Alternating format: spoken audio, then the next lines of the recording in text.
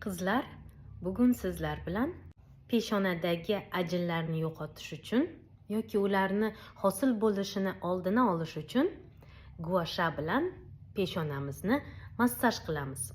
Massaj qilishdan oldin yuzimiz tozalangan, krem yoki yog' surilgan, guasha ham krem yoki yog' surilgan bo'lishi kerak. Siljishni ta'minlash uchun.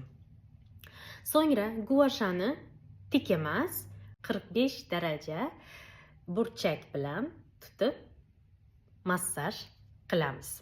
Va harakatlariga e'tibor bering. O'rtadan yon tarafga, pastdan tepaga qarab harakatlantiramiz. Boshladik.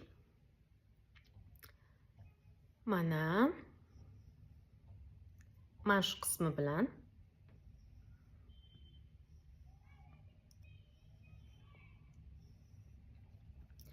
og'riq bo'lishi mumkin peshonangizda. Bu normal holat, chunki peshonangizdagi mushaklar tonusga kirib qotib qolganligi uchun shunaqa og'riq beradi.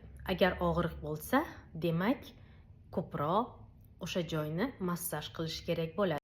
Endi mana shu qismi bilan zigzag massajini bajaramiz.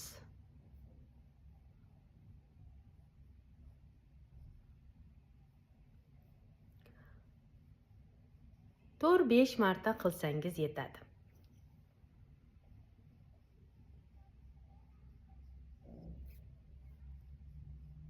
Qattiq bosmaysiz, ammo faqat ozgina bosim ko'rsatsangiz yetarli.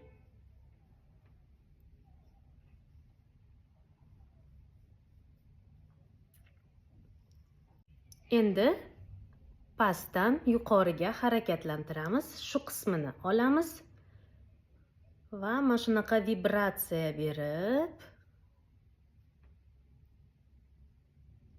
harakatlantiramiz.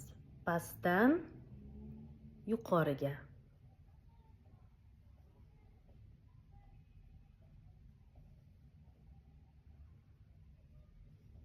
Endi vibratsiyasiz, faqat pastdan yuqoriga harakatlantirasiz.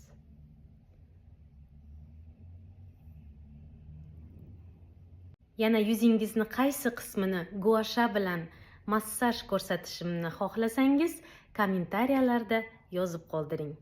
Har doim go'zal va sog'lom qoling.